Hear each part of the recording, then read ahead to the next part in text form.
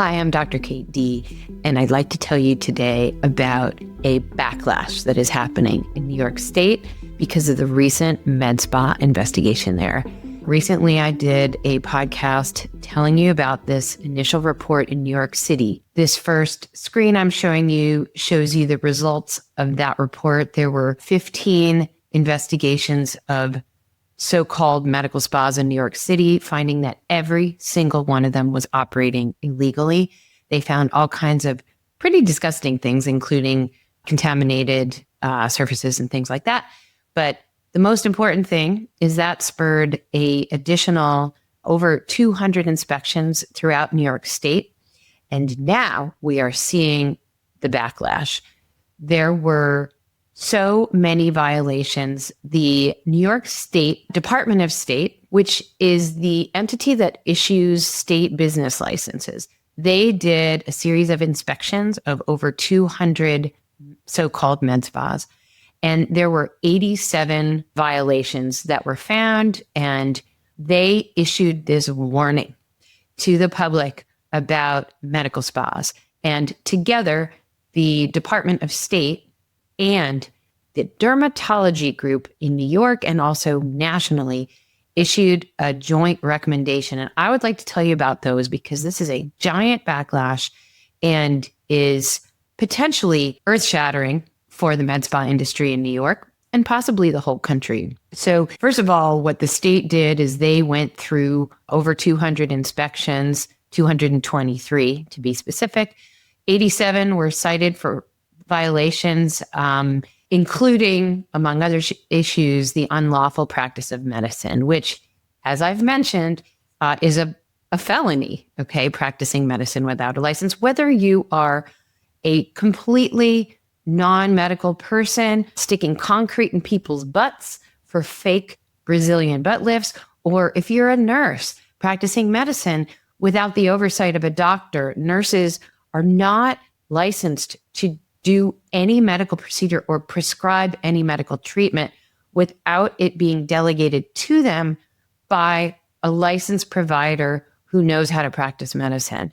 And that is rampant in this country. And as we saw a few weeks ago, there was a nurse who was arrested in Arizona for that, which a lot of people have poo-pooed that. But frankly, this is totally illegal. These people do not have medical training to allow them to practice medicine on their own. That's why they are nurses. They're not doctors. So let me just tell you what's happening in New York, because this is really big for the med spa industry. You think it's bad now. So I don't know how they decided which 223 businesses to evaluate. I have been on record estimating that at least half of all medical spas are operating illegally. I don't have data to prop that up. That's my intuition. I think that number was much lower 11 years ago when I started in this space of medical spas. And the industry itself has exploded from somewhere around 3,000 med spas back then to well over 20,000 med spas now in 2026. So this report focuses on two different people as examples, and they have some pretty graphic images in here. The first one is against a cosmetologist her name was Faye Min. Her business was called Princess Beauty LLC. She had a cosmetology license in Flushing, Queens. She was found to have injected unknown substances into a patient's face, neck, and breasts. This patient was told she was getting Botox, stem cells, collagen treatments, and other injectables. The pictures, I'm going to bring them up. They are graphic, and you can see she has had multiple injections in her neck that have caused significant abnormalities that did not heal very well. It took a long time to treat those. I'm going to go back and show you the second set of images and the second case. So obviously the first case was somebody with no medical background injecting illegal stuff in people. Okay. In the second case, there was a esthetician named Patricia Rivas who was operating an unlicensed salon in Warwick, New York. And she was providing cosmetic injections, cryotherapy, and laser services, and ultimately gave somebody a MRSA infection, that is methicillin-resistant Staph aureus. That's a very dangerous, life-threatening infection. Those bacteria are very, very difficult to treat because they're resistant to most of the antibiotics that can be used to treat them. I'm going to show you this graphic. This patient suffered, you can see this. It's absolutely outrageous, the infection that was caused in this person. This could be easily life-threatening. So the result of that is it's very interesting because this report was put out by the Department of State, okay? That is the entity in Washington State. My state, it would be the Secretary of State's office, but they are the people who issue state business licenses. And interestingly, this was not put out by the Board of Health, by the medical board, or by the nursing board, or by the cosmetology board. I'm sure all of those boards are scrambling right now to deal with the outcome of this investigation. The Secretary of State, so this is a non-medical entity. Consumers need to be aware of the dangers when medical procedures, including cosmetic medical procedures, are being performed by individuals without an appropriate license, such as a physician or a nurse. Unlicensed or unqualified staff, dirty needles, expired or counterfeit drugs, such as Botox or fillers, and unsanitary conditions can lead to serious injury or even death. I urge consumers to pay close attention to our tips so they can get the services they want and not pay the ultimate price with a botched treatment. Okay. So that was what the Department of State said. Then there was a joint statement by the American Academy of Dermatologists and the New York State Association of Dermatology and Dermatologic Surgery. And you can see here, they are commenting on the exact same information that I just presented you. Okay. And they said that, because of this investigation into improperly licensed medical spas, the American Academy of Dermatology Association, AADA, and the New York State Society of Dermatology and Dermatologic Surgery joins the New York City Council and the New York State lawmakers to pass legislation requiring medical spas and other appearance enhancement businesses, including cosmetology and nail establishments, to clearly disclose to consumers that they are not licensed to perform medical procedures. Such facilities should be required to publicly post and educate consumers about the specific procedures they are legally prohibited from performing as non-physicians. And notice that language specifically lumps non-medical people in with the term medical spa, okay? Unlike a physician office, medicine and surgery practice in a med spa does not have clear regulations or oversight from federal state agencies. This is actually not true. There's just no inspections. Cosmetic medical procedures, including laser treatments, are safest when performed in a dermatologist's office under direct on-site supervision of a physician. While lasers used for hair removal are safe and effective when operated by properly trained medical professionals, improper use can result in painful burns, permanent scarring, and long-term complications. I would agree with that sentence. Consumers may be confused about the seriousness of the cosmetic procedures offered in a med spa and trust the personnel performing them as appropriate medical and cosmetic training and state license. While cosmetic treatments may appear simple, performing them safely requires an in-depth understanding of the structure and function of the skin. Board-certified dermatologists undergo rigorous medical education and specialized training in facial anatomy, including nerves and muscles. This advanced expertise allows them to minimize risks and effectively manage any complications that may arise. And I agree on all of that statement. They encourage New York State lawmakers to enact legislation requiring medical spas to meet essential standards for patient safety and transparency. Bravo. Completely agree. We also join the New York City Council and New York State to launch a public education campaign informing consumers about the risks of receiving cosmetic medical procedures in unlicensed or improperly supervised facilities. Completely agree with every single bit of that.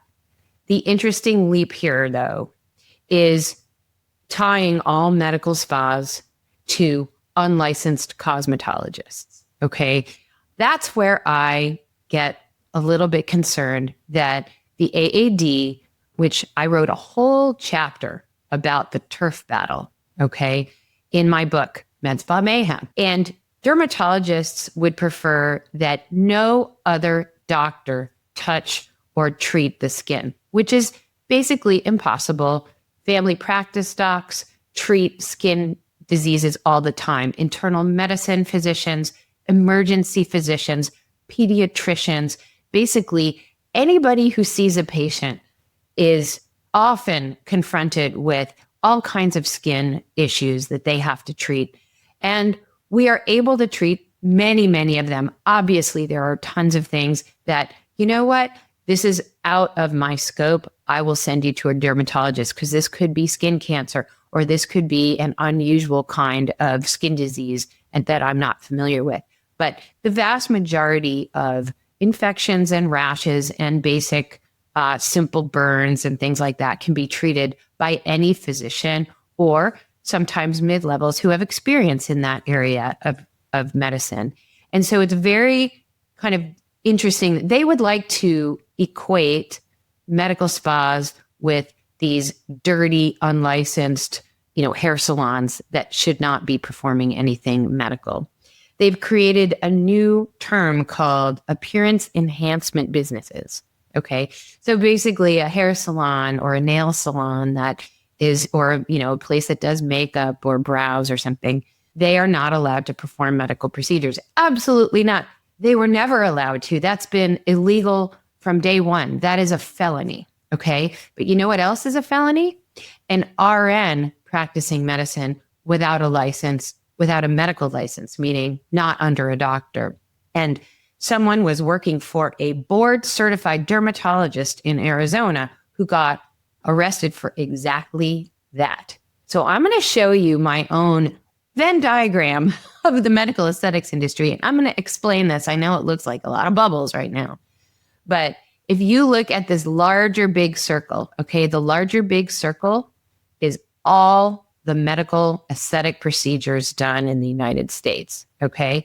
The smaller big kind of purple blue circle is all the legal ones, and everything outside the legal ones, those are illegal, okay?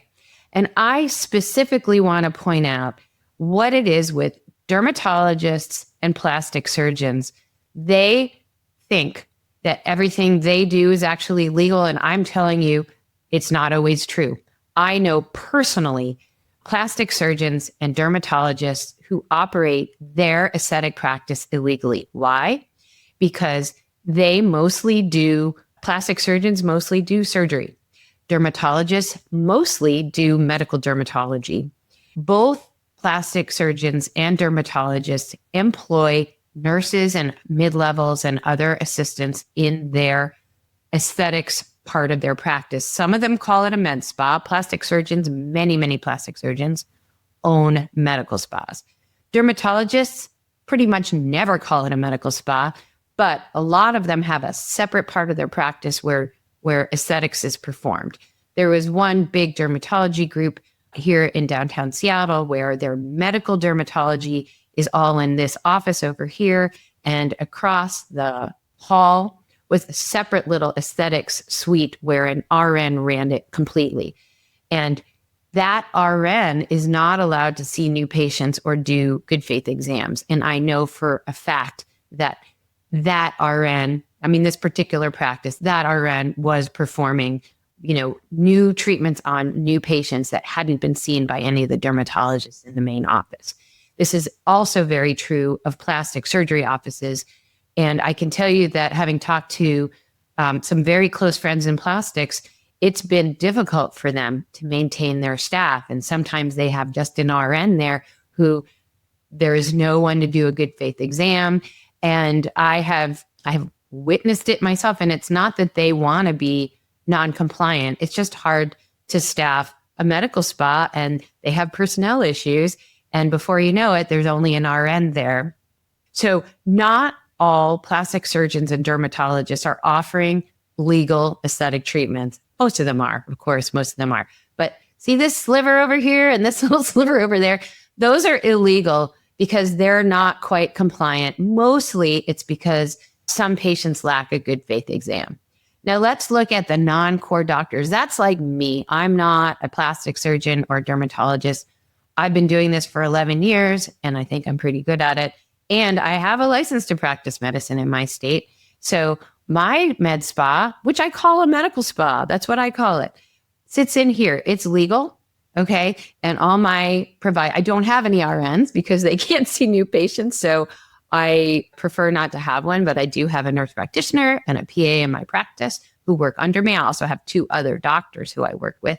But some non-core doctors, they're non-legal. Why? Because they also have some issue the same way the plastics and the derms. They have an RN. They're not always present in their own spa. The RN sometimes sees new patients, whatever. There are always non-compliant practices for any doctor. It's all possible. And that includes that doctor in Arizona, the board certified dermatologist who didn't actually have a license to practice medicine in Arizona. But besides that, he had an RN seeing new patients, performing good faith exams and prescribing, which is completely illegal in every state. So let's look at mid-levels, nurse practitioners and physician assistants. Are those legal? Well, some of them are. Many of them are not. Why? Well, in most states, an NP or a PA cannot own a medical practice. In some states, NPs can. In some, they can't. In most states, PAs cannot. In my state, for instance, a PA can own up to 49% of a medical practice, but can't own 50%. So there are issues with ownership. There are issues with whether they have all the licensure and stuff. But I would say probably half of those are legal and half are not legal. Now let's look at nurses, registered nurses. Okay, registered nurses have a nursing degree. They do not have any advanced degree. They are not allowed to practice medicine. They must take a doctor's order. They can inject Botox or do laser if it's ordered by a doctor. Okay, they can't see that new patient. They also, for the most part, in no state can own a medical practice. They would need to set up a special legal entity in order for them to own a medical practice. So I would say most med spas that are owned by nurses are not legal. And then you have everything else, all the meat of this bigger circle with, cosmetologists and other people without any doctors involved. And most of those are illegal. There is a way to be legal with that. And I have no issue with forming MSO, which is a management services organization. That is a legal ownership where business people can own a med spa, but then they have to have all of the proper care inside the med spa. There has to be a medical director who knows what they're doing. There has to be licensed providers inside that med spa. Many, many of these other things are not legal. And I will say that the investigation in New York showed exactly this, that out of 223 investigations, right, they found 87 violations. Okay. That to me is probably pretty accurate. I would guess that of the remaining people that they inspected, there's probably some corporate ownership issues. There's probably some other issues about good faith exams.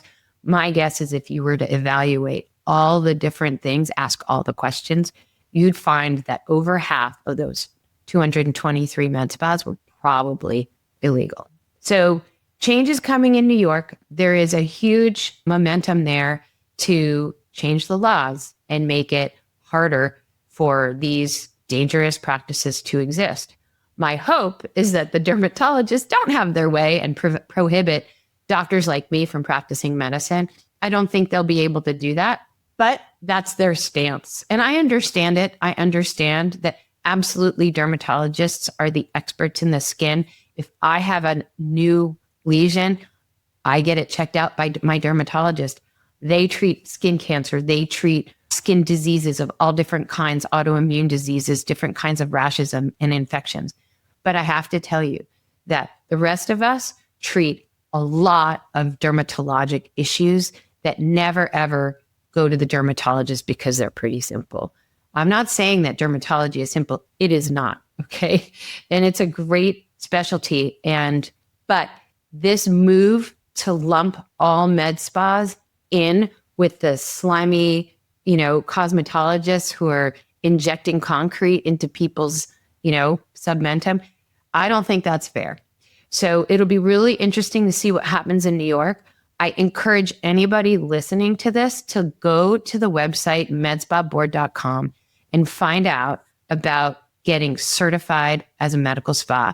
If you are a provider, totally do it. It's going to help you prove that you are legal and legit. And if you are a consumer and you've got a favorite med spa and you think, oh my gosh, my place should get certified, send us their contact email or just tell us what the spa is and let us know that you love them and you want them to get certified. And we'll reach out. We'll see if they're responsive.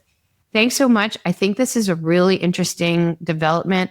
I do fear that more complications are going to be revealed around the country. We're going to see more and more reports like this, and there's going to be a political movement to shut down med spas. And I'm very much hoping that the really great ones survive this and thrive, and these really scary, super duper illegal ones get put out of business. Thanks for listening. If you found this helpful, do me a favor and share it with a friend who's considering any aesthetic treatments. Subscribe so you don't miss the next one, and drop a comment telling me your biggest takeaway. I actually read them all. Let's keep each other safe and elevate the standards in the med spa industry.